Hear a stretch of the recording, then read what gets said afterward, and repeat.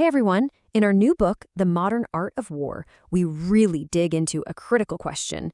With all the amazing technology we have now, AI, automation, you name it, what is the one burden in warfare that just has to, always and forever, remain human?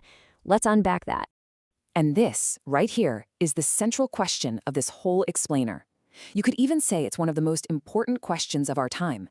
In an age where war moves at the speed of a machine, what's the one thing, the one responsibility we should never outsource to an algorithm? Now, to get to the answer, we first have to wrap our heads around what the new battlefield even looks like. Because trust me, it's not just about hills and valleys anymore. Look at how the old ideas have been completely flipped on their head. The actual ground you're fighting over, that's data now. A huge army? Think swarms of cheap, expendable drones. The front line isn't a line on a map, it's a vulnerable network. In this new world, everything is faster. Deception happens in an instant, and being able to learn and adapt might matter a whole lot more than just having bigger weapons.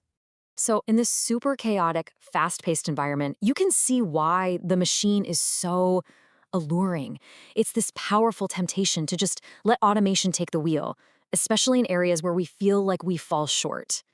I mean, the temptation is crystal clear, right? We humans, we can be slow, we have biases we're not even aware of, we can panic under pressure. And then you look at the machine, and it seems, well, perfect.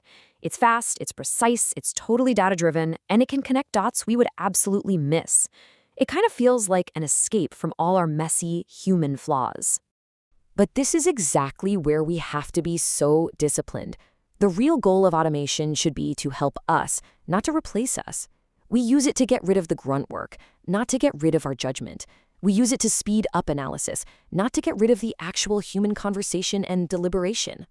A machine can carry the burden of all that calculation, for sure, but we can never let it inherit the meaning of that burden.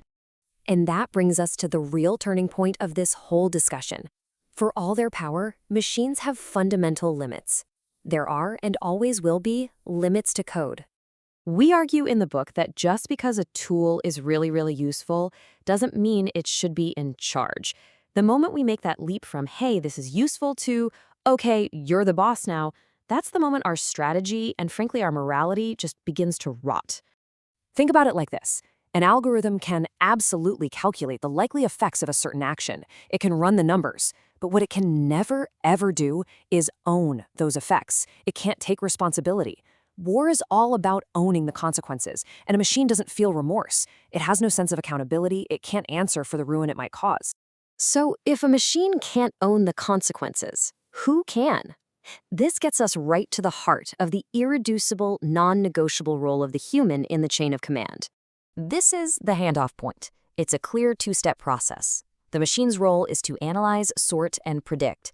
It answers the question, what is likely happening? And right there, its job has to end. Then, the human commander takes that data and asks a fundamentally different, a moral question. What ought to be done? This is that critical shift from pure calculation to human judgment. All these different lessons we talk about really point to one thing, right? Data can be wrong or dirty. Speed just makes mistakes bigger, faster. Deception gets easier to pull off on a massive scale. But the biggest one is this. A model can give you advice, but it can't understand. It has no wisdom. And that's exactly why ethics can't just be some optional feature you add on at the end. It has to be the very core of the system. This all comes together, it all converges into a single, final doctrine. This is the rule that has to govern our use of AI in conflict. And here it is. This is the core thesis. Machines can make war faster, no doubt about it, but they must never, ever be allowed to absorb the human responsibility for deciding to use violence, for restraining it, and for answering for it. You see, human judgment isn't a bug we need to engineer out of the system. It is the system's governing function. Because when it's all over, we have to remember this. No model, no piece of software is going to stand trial for a city that lies in ruins. No algorithm is going to visit the grief sites. It won't bear witness to the human cost or feel the weight of what's been lost. Those are uniquely and painfully human things to do. And when future generations look back and ask us why, no network, no server, no automated system is going to be able to give them an answer. They're just tools. They're not moral agents. We will. We will be the ones who have to answer. The responsibility begins with us and it ends with us. There's just no way around it. And that leaves us with one final provocative question. A civilization proves its worth not just by the incredible things it can build, but by the things it consciously refuses to delegate. So the question for all of us right now is, what will we refuse to hand over?